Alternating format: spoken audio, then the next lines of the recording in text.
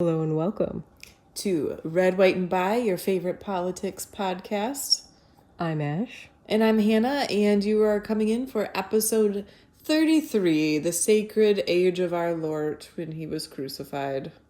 Speaking of which, yes, I have a speaking of which for the Lord. I was driving home today, and I was on 696, and there was an overpass, and a guy was holding up a sign that said Jesus is Lord. Not a weird thing to see necessarily, but what was weird is he was holding it in one hand, and in the other, he was giving every passerby the finger.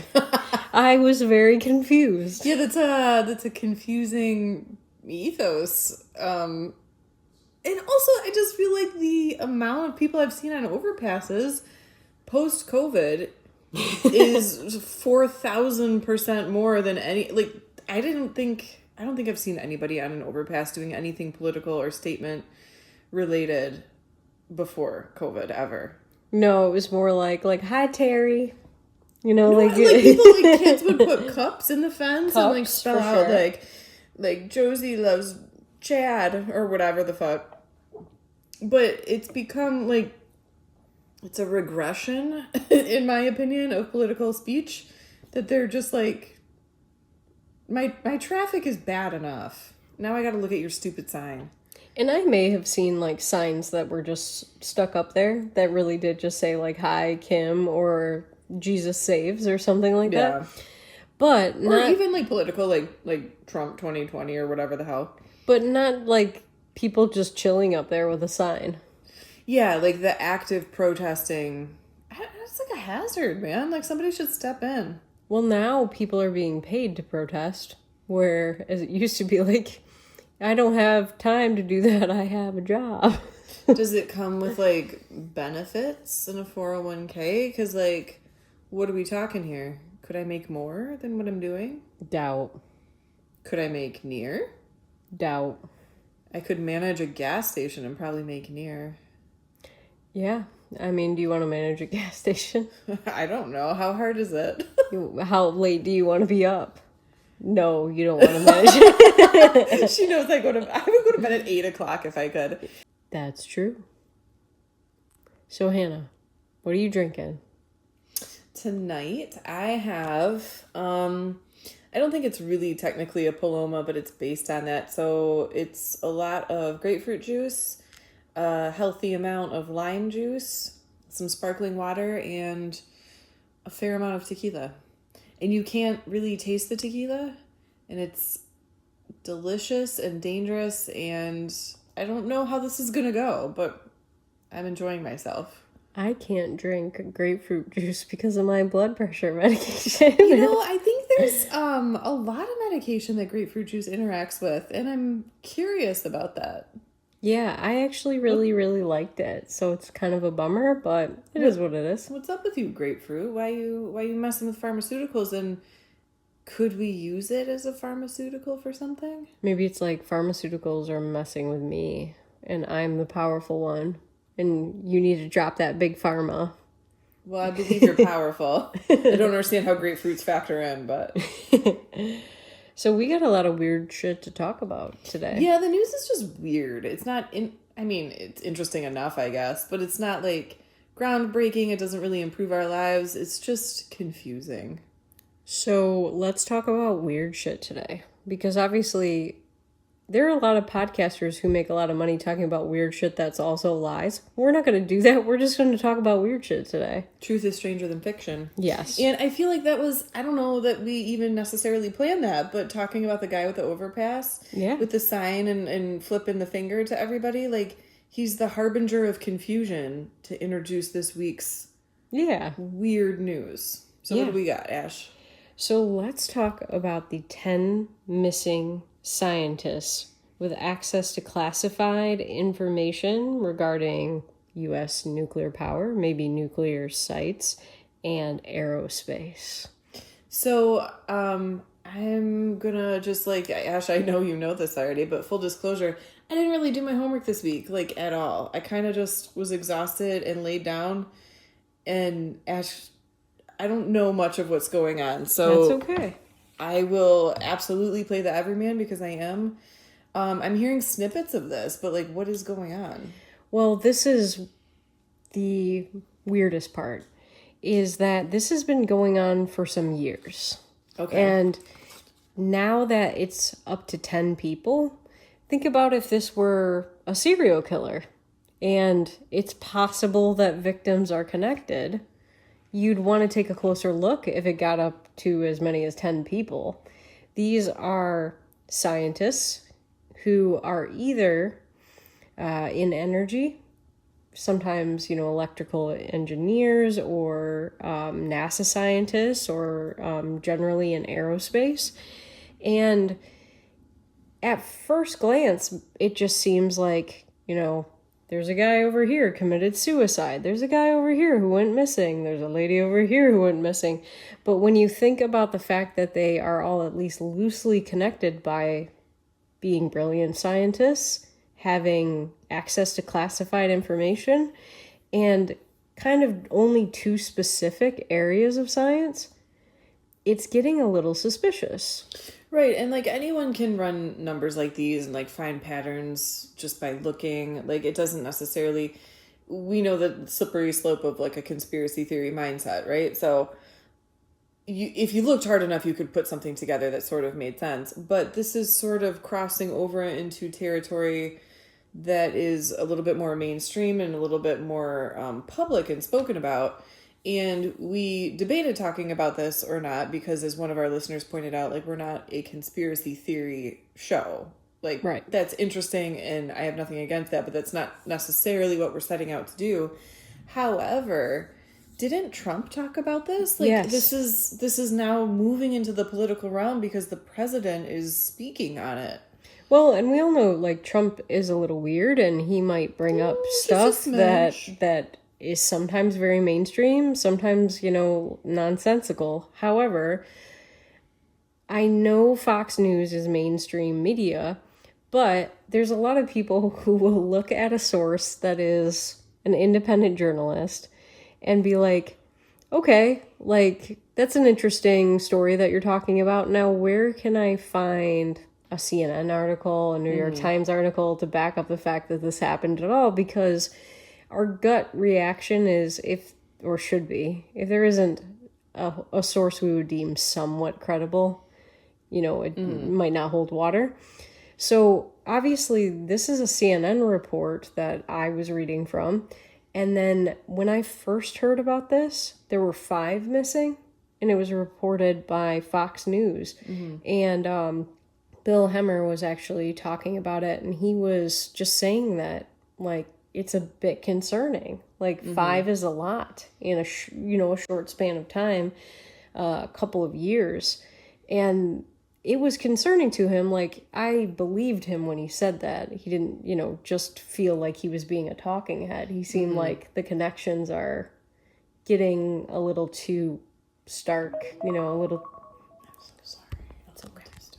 These connections are maybe a little more than coincidence, hitting too close to home, and that was with 5, and now we're at 10. So in what span of time did it jump from 5 to 10? The news report that I saw, it was only 5, like, 6 months ago. Okay, yeah. So it's like picking up speed, basically. And Hannah, you pointed out that there's a lot going on with, like, NASA being in the news. Yeah, so we're kind of talking about this pre-show and how, like, it's related to, like, space travel or, like, whatever, space stuff. And then it kind of triggers a memory in my mind that one of my, like, earlier, I think this week, there was a push notification with an op-ed from one of my news sources. I honestly don't remember which, but it was talking about basically, like, an opinion piece on China and their capabilities to get to space in, like, a military fashion, like taking military programs or, like, bases, whatever you want to call it, like, to space, like, with long-range missiles and all that kind of thing. So it kind of triggers my memory. I think about that. I go on my news apps, and it's like, this is not an exaggeration or hyperbole, about 50% of the news stories are about, like, Can we put like data centers on the moon to like fuel military action?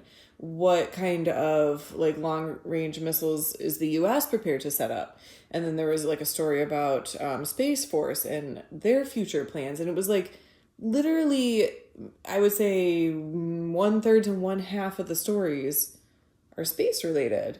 And then it makes me think, now I'm really going down a rabbit hole. It makes me think about this whole Artemis mission that just happened. And like, yeah, it's nice PR. You see all the boomers who like remember the moon landing, and like people are getting into it and watching it on TV like it's the 60s or something. But it's like, is that all it was? And maybe it was. Maybe it was a red herring. Like, look, we're going to space, America, whatever. But like, is that all that we did up there on that mission? What's so funny to me is like this in conjunction with what has happened in Iran. If we can't, through negotiation, stop here on Earth a country from acquiring nuclear weapons, you think that we're going to agree not to fuck around in space? Oh, absolutely not. So there's no sovereignty in space. Like, is sovereignty a word? I don't even know. yeah, it's There's a word. no like authority in space. It's like taking a cruise. No one's in charge. You're in international waters. There is no crime because there is no law. Like, what the fuck is space? I feel like we should just claim it. I mean, It's we kind of ours. did, It's right? all- When we it's- stuck the flag in the Area 51 and said it was the moon. Sorry, we just said that we're not conspiratorial. I didn't think that happened. So a quote, and I don't know who to attribute it to, but a quote I've heard over the years is that the problem with conspiracy theories is sometimes they're true. Yeah. And I absolutely believe that the moon landing was fake. Me too. That's the only big conspiracy theory that I believe in, besides I think that our government had something to do with the assassination of JFK. Oh, LBJ did it. Yeah, for sure. So I don't even think that's I think people kind of know that. But I really think, like, if you felt like you were going to lose a race to the moon, and you just cut that off at the knees by saying you already went there. Yeah, I think whether or not you thought you were going to lose, I think it felt more important for the world and for the country to have that win. It was like a moral win for America. And it established us, like, we defended our world power status. I think it was just culturally and politically important. Whether or not we were capable of it or whether or not we've done it since, I guess I'm not sure. I don't know. But it does make me wonder, like, so you have the space race in the 60s, you have Star Wars under Reagan, and then you have Space Force under Trump. But then also it's like, to Hannah's point, were they really far behind then, or they were close, but they wanted to make sure, quote unquote, we got there first, so maybe they faked it? yeah.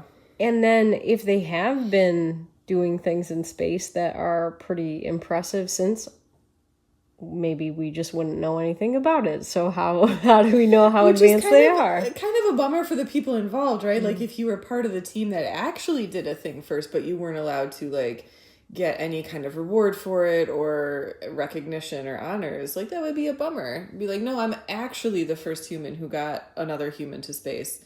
Well, let's then transition to talking about Josh LeBlanc.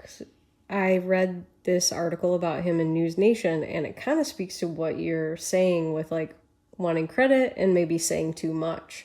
He was talking specifically about UFOs. And then his car, which is a Tesla, ran into a guardrail. The investigator said on purpose that he committed suicide, and he burned up in the Tesla. His family said that he's not suicidal. He was an electrical engineer, and he did have access to some of this classified information, only 29 years old, and the family is saying this is really, really suspicious. This happened in July. Okay. So it's hard to say, like, people do go missing every day, but are they usually scientists who have access to classified information? And, like, how many scientists kill themselves? It's a rhetorical question. I don't know, and I don't know if it's even relevant, but it's like, it's an interesting amount of suicides in a very like left-brained, I don't know if that makes any sense or not, but it's just like how many people commit suicide in any given field at any given time. Like, obviously we all know that, let's see what, like police officers, Dentists. the dentists, yeah, they're the number one, right? Yeah. So like there are high risk industries. Mm-hmm. I don't know that engineering is necessarily one of them, but I guess it could be. I mean, it's high pressure, right? You got to be a perfectionist. Well, and I feel like we usually hear stories about the craziest ones, and they seem like outliers because, to Hannah's point, they probably are. Like the lady who drove across the country in a space diaper because she got obsessed with another astronaut. And you just forevermore known as the diaper lady. Yeah, I watched a whole movie about her. I almost said a whole ass movie, which is pretty funny. A whole diapered ass movie. No, and they didn't even focus on the diaper, and it was all I wanted the whole movie. Just show us the diaper. Just show us the diaper. And it was Natalie Portman obsessed with John Hamm. Ew. Yeah, so she played the diaper lady. Every word of that sentence is upsetting. And she had the worst haircut in it because she had to have the haircut that the lady had. And it's just like, why did you guys make this? Why did she do that? Why did she play diaper lady? Maybe she thought that it would be like some kind of groundbreaking, like, I get to be crazy in this. I don't know. You're Queen Padma and you're Black Swan and you're mulleted diaper lady? Was it a mullet? No, it was like one of those like shorter, like Farad haircuts. I don't know how else to put that, like very 70s style looking. Like a tulip. Yes, very I much. know exactly what you mean. Okay. So, like I said several minutes ago, we're not a conspiracy theory show, but it's interesting that it's moving into the political sphere and like the political implications of possible like space warfare down the future. I think it has to happen. I think it's the next logical step when you are having trouble controlling people on Earth and you have what is considered to be like a very third world country, you know, in recent years, recent decades, having so much trouble controlling their ability to enrich uranium. Mm-hmm. It's like physically you need to get above them almost. Like, how do you get the upper hand in a situation like that where we're all on this planet and we're all like going to destroy it? Does space give you an edge? Well, and my thought is, what do you do about resources? Like, if you were to create some sort of colony outside, it's like, if we sent the commies to space, it would be like 2 weeks and then they'd run out of resources and then there would be like space wars between us and the like starving commies, and obviously we would win, but it's just like, better. I don't want to do this. It's interesting you say space commies when Russia was like in the forefront of that space race. Oh man. And to me it's the perfect example of space commies like sending animals into space. Yeah, that's really sad. Because it's like, you're just selfish. Yeah. Selfish through and through. Poor puppy. So, speaking of selfish through and through, let's talk about what's going on with the Southern Poverty Law Center. Smooth transition. I like that. Thank you. What is going on with the Southern Poverty Law Center, Ash? So, the Southern Poverty Law Center was founded in 1971, and they currently have, but I hope are about to lose, tax-exempt status. They received funding, federal funding, largely at the hand of Democrats, to basically investigate, track, keep tabs on hate groups. And my experience with them in the past... It's interesting. If you had asked me what the Southern Poverty Law Center is, I would think it would be like legal services for people who can't afford it in the South. Well, that might be something that helps people, Hannah. Well, it would be something that makes sense for the fucking name. Yeah. So we're getting into layers of misnaming here. Mm-hmm.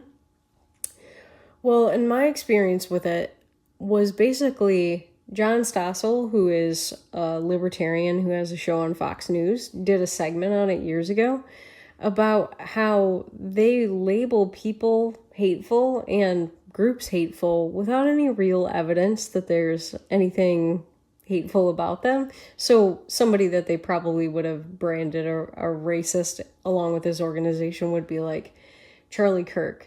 And sure, he said, like, from time to time, he said controversial things, but it's like Turning Point as an organization wasn't particularly racist because they have members from all walks of life. Even Candace Owens, who we'll talk about soon, was a higher up in the organization. Obviously, she's a black woman. Yeah, it just didn't have a race-based, like, mission statement or agenda. Like, it may have involved racial issues here and there, but, like, that wasn't the focus. Yeah, so one Twitter user who's like a blue check who I follow and I like most of his tweets, and he defends a lot of minorities, and I think he's a pretty good and funny guy, is James Lindsay.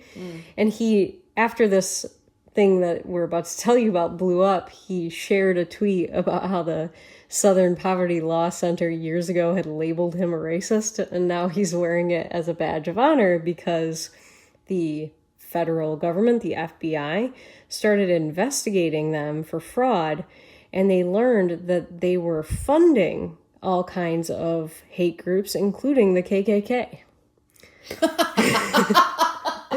So why is that the most perfect bullshit circle I've ever heard? And doesn't it speak to like what Thomas Sowell talked about? You know, basically you think that the government wants to help people until you learn that they perpetuate problems, because if they don't get any more funding. So this entire scheme is like, we have to keep racism going, otherwise we can't be the group that sniffs out racism. Yeah, well, when you originally said, like, what kind of organization they were, like, one that, like, seeks out and destroys hate groups, it's like, how many hate...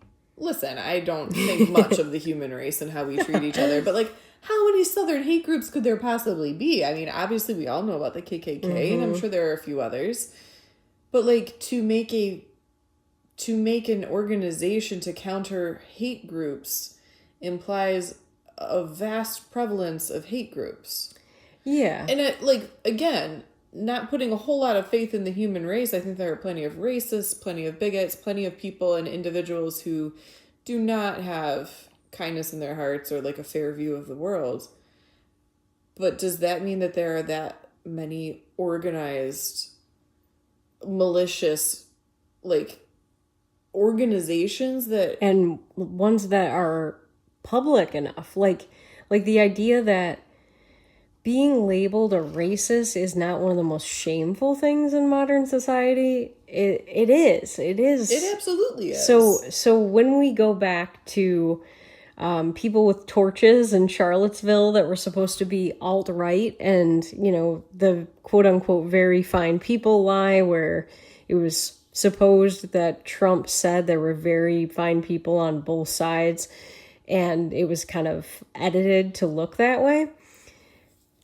I saw a clip where Joe Biden said that Trump's very fine people line was the reason he ran for president. What? The reason Trump ran or Biden ran? The reason Biden ran. Like, he has to stop this hateful racist from being president. Didn't he argue for segregated schools back in, like, what year was that? In the 70s. Yeah, I saw a video of it. So there was, like, fucking color video of him arguing that blacks and whites shouldn't go to school together. He knows what's best for the Negro, and he does not want his children to grow up in a racial jungle. Oh my God. And Barack Obama, this is obviously 2016, 2012.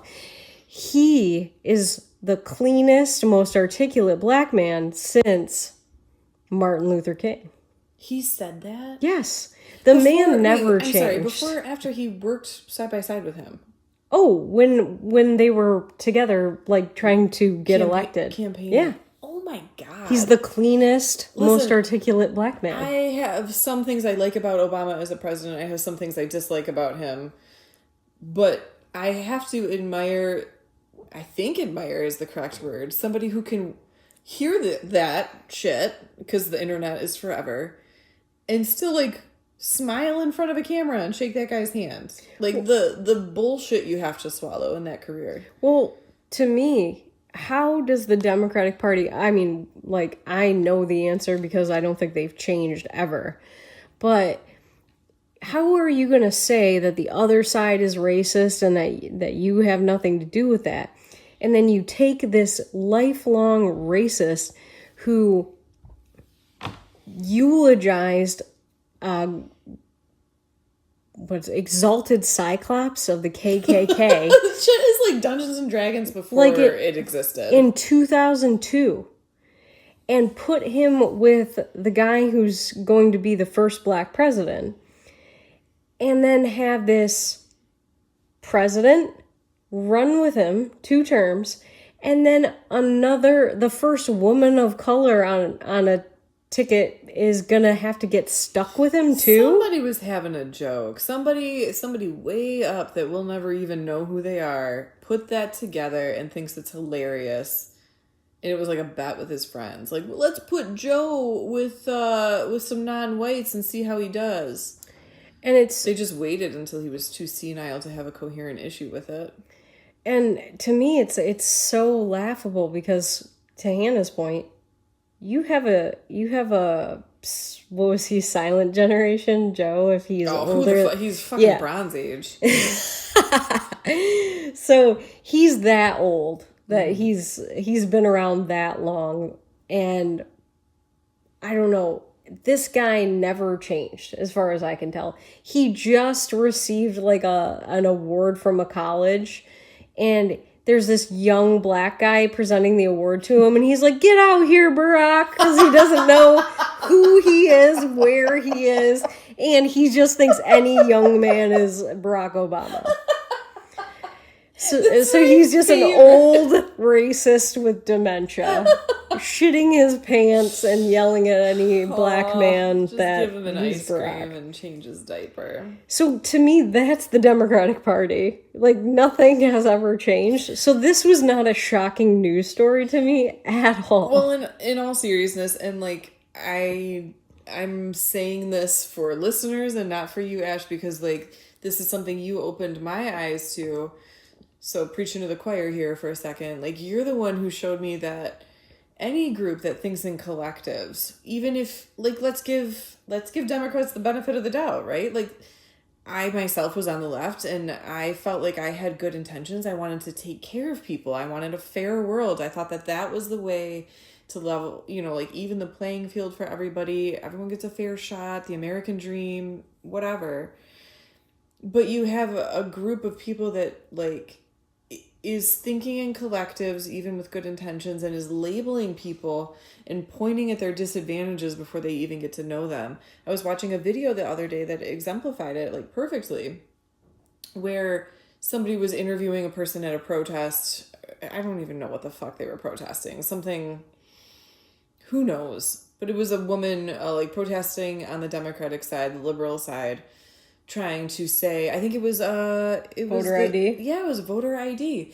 And I'm quoting this woman. She's saying to the interviewer who's asking her about like why she's doing this. She's like, black people don't drive. They don't read. They have trouble getting government ID because they don't understand the process.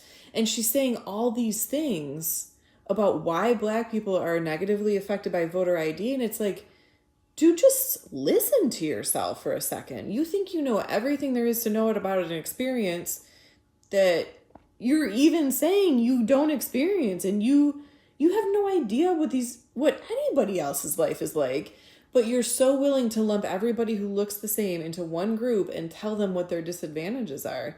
I'm not saying that some black people don't struggle with that. I'm sure they do. I'm sure plenty of Indian people struggle with that. I'm sure plenty of white people struggle with that. Appalachia. When you take a whole group of people and lump them together visually. Yeah. And say, you can't read, you can't drive, you can't figure out government ID applications. Who's the fucking racist? Yeah, and it's funny. I had never heard the term, which makes me feel silly now, but we don't know what we know until we know it. I was watching a video, and it was about a documentary premiere. I still haven't seen it. Maybe we will watch it sometime. It was very controversial at the time. But it was how I learned about one of my favorite political commentators, Kira Davis, because she was outside this movie premiere and talking about how she felt about it. And it was called Runaway Slave. And it was about people who woke up to learning the history of the Democratic Party and decided to leave it. Not necessarily decided to become conservative, although there were a lot of interviews with Black conservatives in the film, just from like what the trailer encompassed. Like I knew a lot of the people they were talking to. But Kira Davis said that she watched it, that it was eye-opening, and she said it exemplifies what we see from Democrats over and over, and what Hannah's talking about here. The soft bigotry of low expectations. And when I heard that phrase, I was like, that kind of is what affirmative action is, isn't it? Like, to me, it was like, you have decided not on a case-by-case basis. You know, you could write an essay about what you've overcome or what your life was like as a student applying to a school. But when you just implement a quota system, you don't know anything about the people that are bringing on. You're just checking boxes. And listen, I'll be the first to say that, like, I think somebody who grows up impoverished in a fractured home, or maybe not even a home at all, who goes to some of the worst schools in the country, faces poverty, faces crime, like, I want that kid to write the essay. I want that kid to get a break. I want them to have a chance that life has not given them yet. I don't know what that kid looks like, and it shouldn't matter. Like, I think that people are downtrodden, and people deserve a chance to break that cycle. I just don't think we should be doing it the way we're doing it.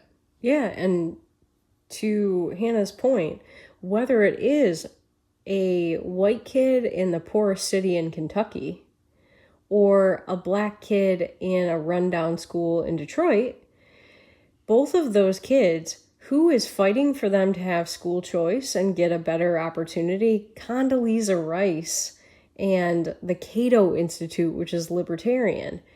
You're not hearing about ideas they have for improving schools beyond getting more funding on the left. And it's like, why is that? Is there something ingrained that, you know, there are plenty of people, to Hannah's point, who actually have good intentions and maybe just think this is the best way to do this. They just need more money. I don't have any animosity toward people who... They're just doing their best. Yeah, who are doing their best. But is there an element, just like Hannah saying, some old white fogey who is like running the Democratic Party saying, let's put this racist guy with the young Black kid for shits and giggles. Is there an element that is cynical and racist and mean and destroying and pushing down, like, disproportionately Black people because maybe in some way or another, whether it's conscious or not, they do view them as less because they have a collective mindset? I think it's almost more sinister than that. I think this is what people already, they think this is already what people believe. We're going to play on past prejudices. We're going to perpetuate old ideas and stereotypes, because that's like half the work's done for us. People already think this because of, you know, like the way we were in the past, or our grandparents or our parents' generation, whatever. We're going to play off of a foundation that's already been laid. We're going to meet people where they expect to be met. And we're just going to like further entrench these old backwards ideas because they're already laid for us. And doesn't it help with division? And doesn't division always mean people have less power because they are, you know, torn apart from each other instead of working together? Yeah, absolutely. I think it's like virtue signaling. It's easy, and it's especially gross because, like, far from what they're pretending to do, far from what they're saying they're doing, is they're taking these old, ingrained, ugly patterns and they're just entrenching them as deep as they can. And I'm sure there's all kinds of examples we could point to on the right where, like, the NSA is telling us that they're trying to protect Americans when really they were, like, wiretapping us. You know, there's all these, like, phrases for operations where if you think really hard about what the opposite of this operation would be, that's what the government is really doing. And that happens on both sides. But when you really think about LBJ, the fact that we had a civil rights movement that was started by MLK Jr., JFK, these were people who I believe, like JFK, had good intentions. Why not get rid of him, hijack civil rights, and then use this movement that was started by somebody else to hurt the people that you profess to want to help? Yeah, I think it's a simple assumption to think like if you have a mission or whatever, you're going to start from scratch and you're going to build up your organization and you're going to like proceed with an aim to your mission.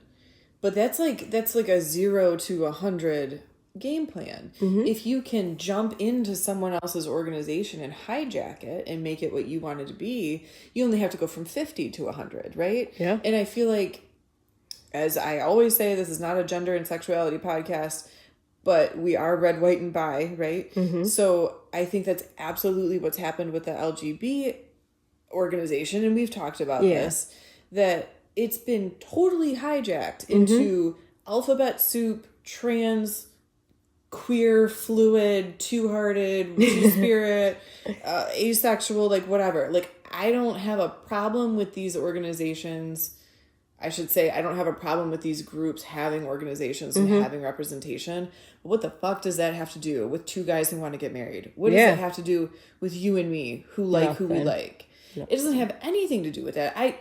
I feel for asexuals. That's a weird path that's got to be isolating. They should have a community. They should be able to like be recognized, whatever. But it's a non-sexuality. It's a non-sexuality that doesn't necessarily like have the same legal battles or like recognition battles that we do, or like people who came before us did. Is no preference a preference? I guess is not knowing how you want to dress, how you want to gender present a sexual issue. Absolutely not. Yeah, it's just I'm sorry, it's a constitutional issue. Do whatever the fuck you want. Pursue your happiness. It has nothing to do with my sexuality. Well, and I'll make an argument here, and this is just my opinion and something I've been thinking a lot about lately with the context of things like this. These groups that they're called one thing and they profess to be doing one thing, but really they're undermining the whole thing. People were just getting around to accepting gay people. So you have these groups on the left come around to make it as wackadoo as possible, even in some cases preaching that we should normalize pedophilia when gay people have worked so hard to get away from like a stereotype that all gay men are like interested in that. And it completely undermines progress. Like people were really pro-gay, and then that started to fall off, and it's like, hey, now the movement is ridiculous. Like I said, it's alphabet soup. It's laughable.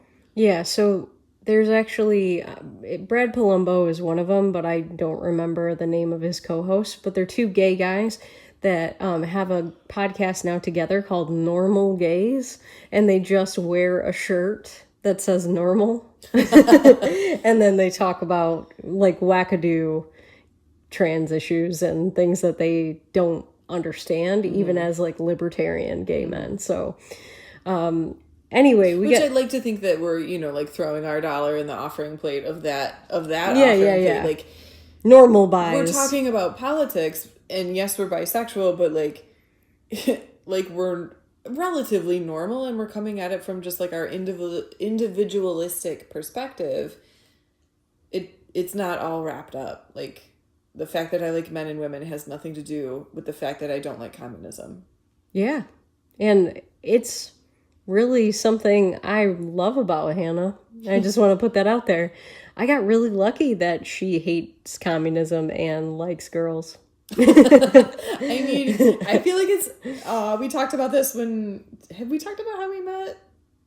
I don't know that we really have. We talked online before we ever met in person, the long and short of it. And we discussed, during that time, like that it's hard to find girls who like girls who are also open to at least having conversations about politics that aren't all one way. Yeah. Like, I was super far left when I met Ash. You were, as you always are, and conservative, or at least, how would you just, I don't know how you would describe that. Just more conservative than me, anyway. Individualistic. Yeah. Whatever. So, like, the idea that there were two people who were bisexual online at the same time who had, even though we had different political views, we were willing to have a conversation. Like, we weren't going to, like, hit somebody because they voted a certain way.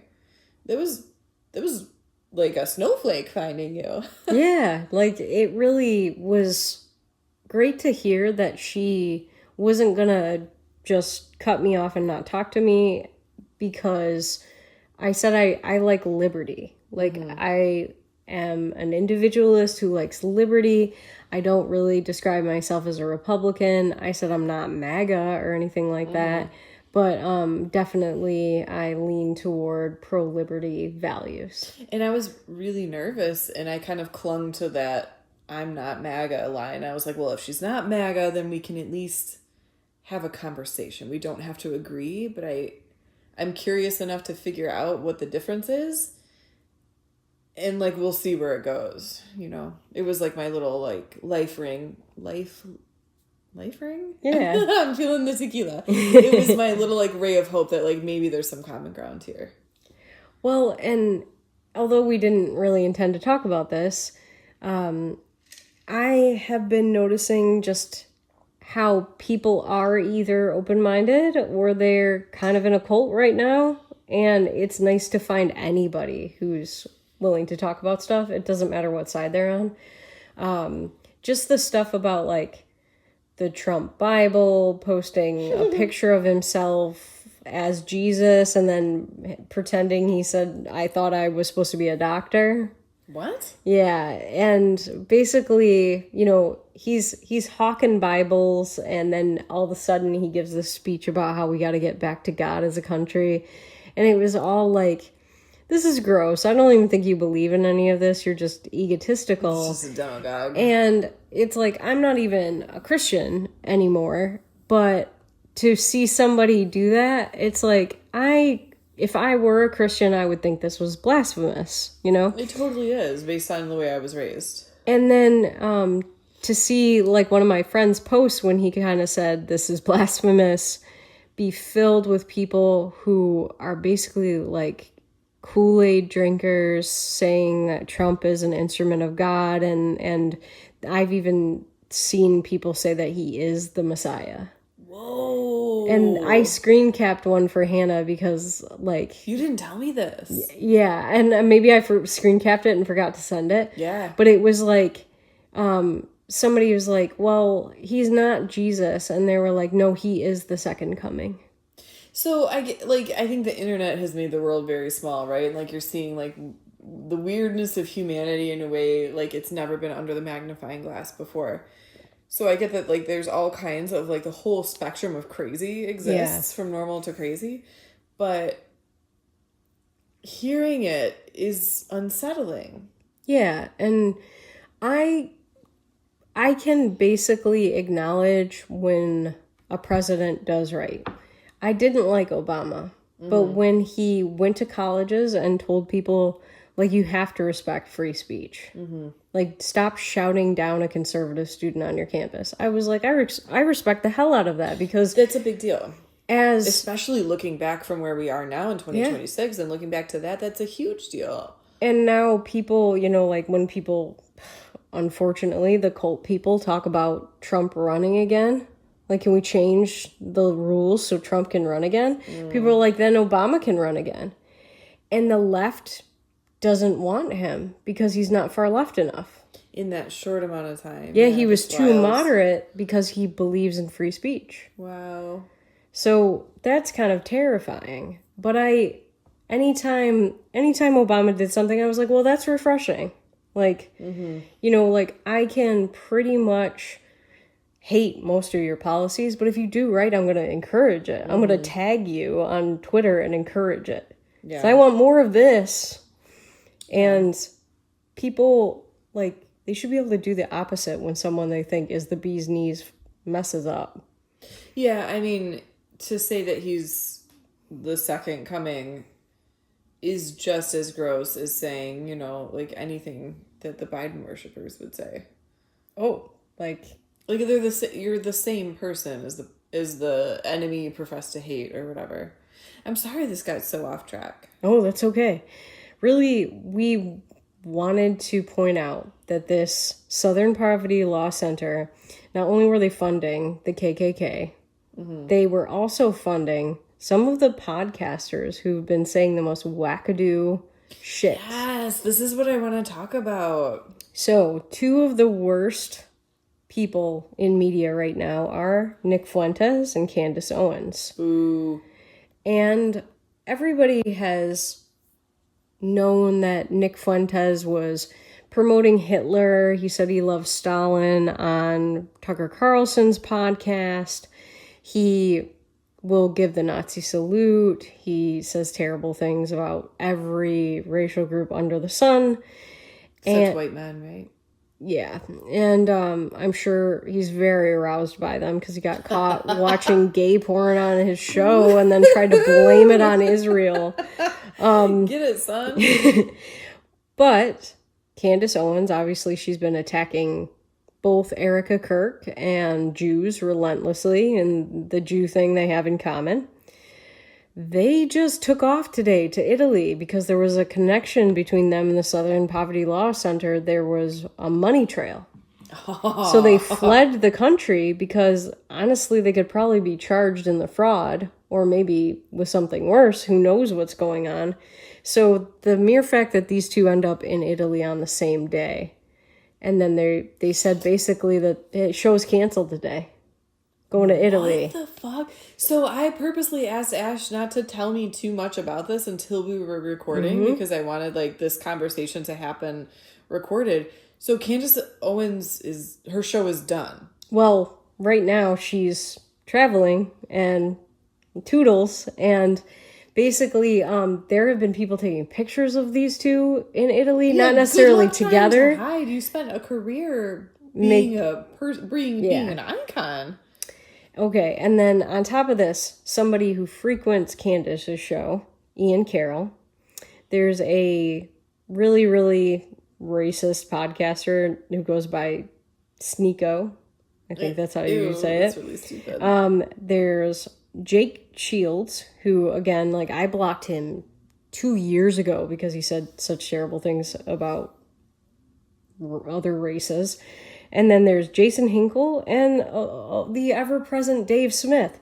All of these people, silent. They stopped posting. They post for a living.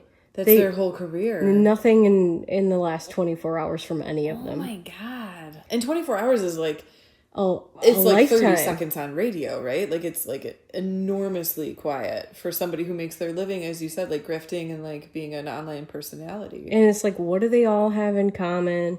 They have pro-racist speech or anti-Israel speech. Misogynistic. And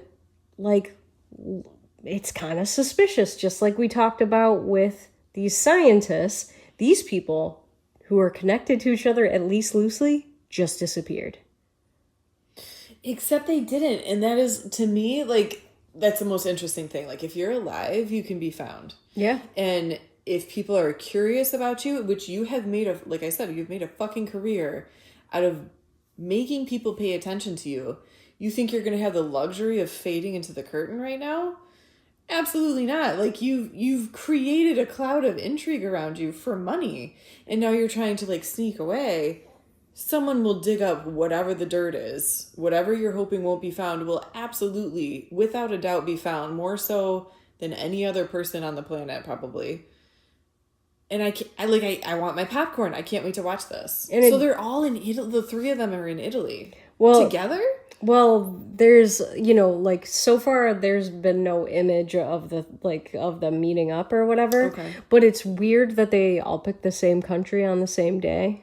Group vacation, company retreat. Yeah, which I'm sure they'll come up with some bullshit like that after the fact. you know, to say that it's some sort of project they're working on together.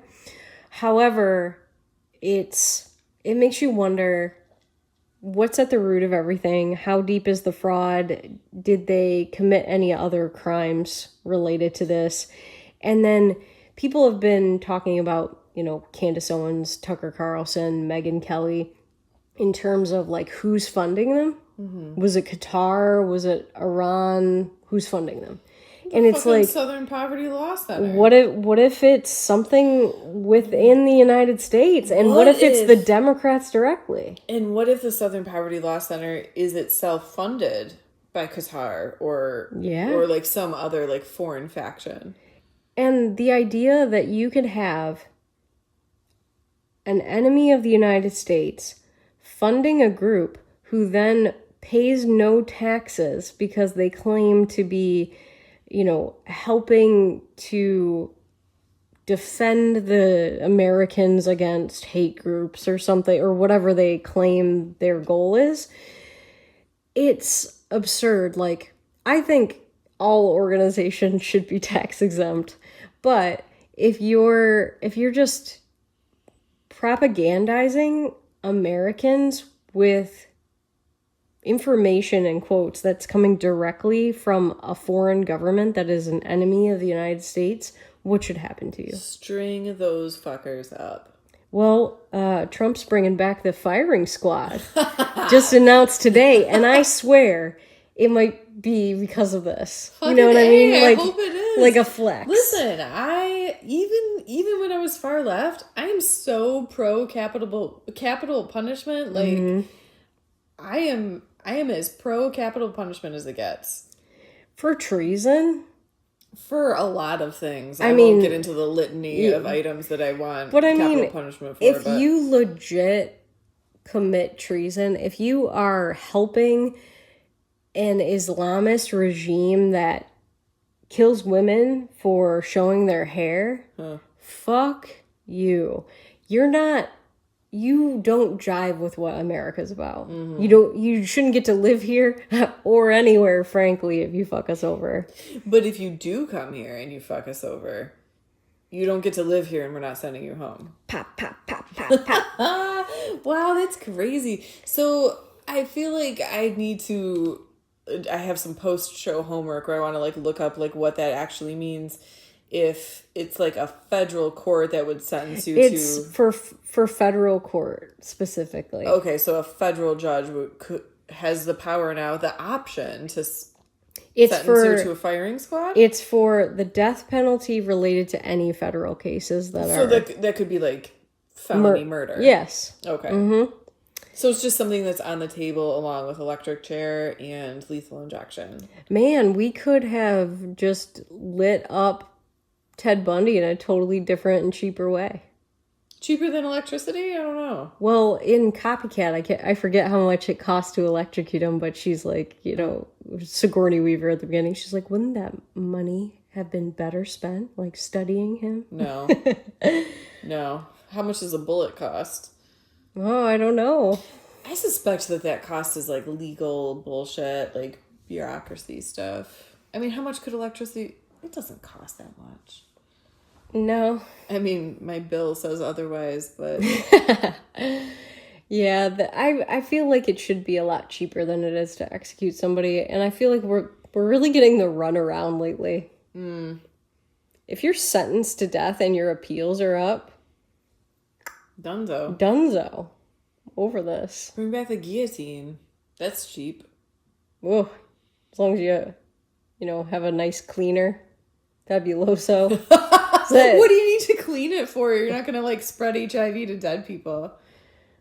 Well, won't it just stay sharper? Hose it down. Hannah wants to kill people with a rusty guillotine. What does it matter? Well, why do we need to use clean needles for lethal injection?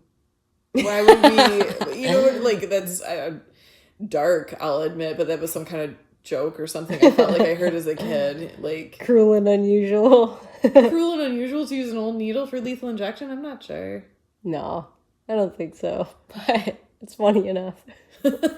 Anyway, that's I feel like that is too just and satisfying to ever really come to fruition. I'll be shocked and I'll eat crow if somebody gets, like faces a firing squad, but I agree with you in that I think treason has got to be top of the list for something like that. And I think even if it only just makes people pause and think twice about accepting money from foreign factions or like colluding with somebody domestic like Southern Poverty Law Center to dismantle like the fabric of what makes our country our country.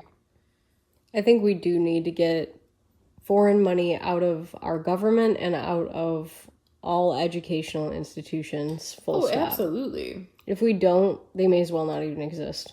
Yeah, we're just like a colony at that point. Yeah.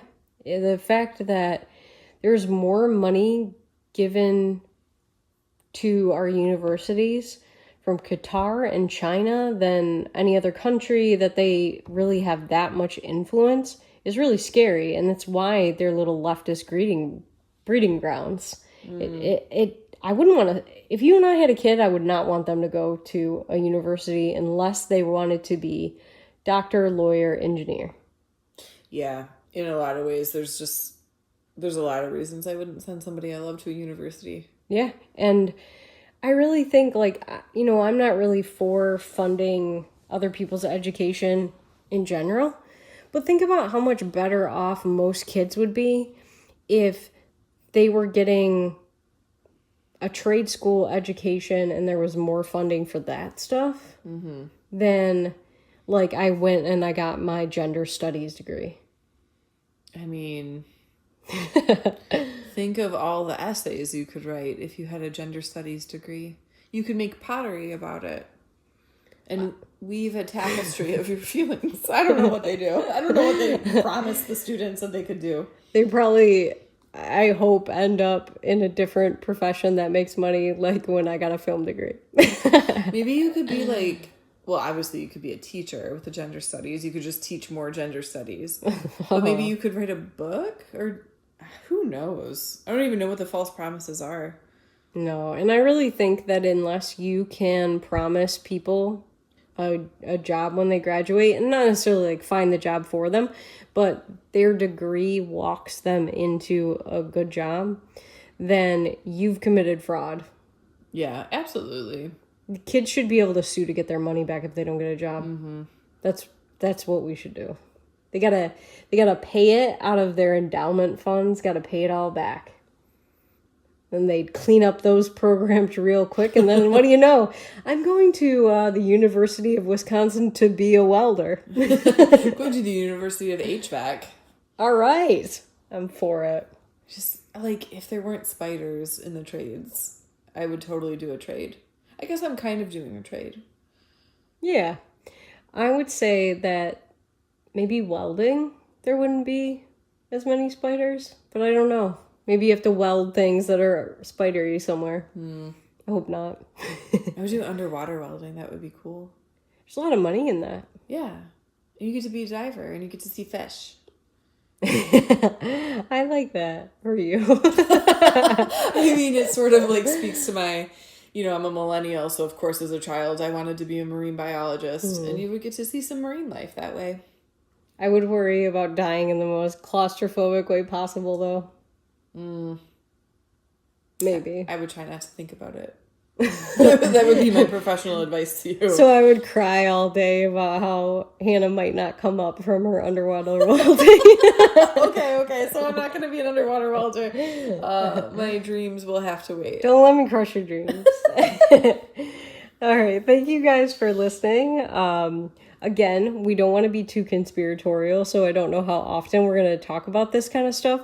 But if we get updates on either of these stories, the missing scientists or whatever the hell is going on with the funding of these podcasters, we might revisit it. Just because if there's new actual information, it might be fun to talk about. Yeah, and these things have real concrete, non-conspiratorial consequences in terms of how we are treating diplomacy and conflict.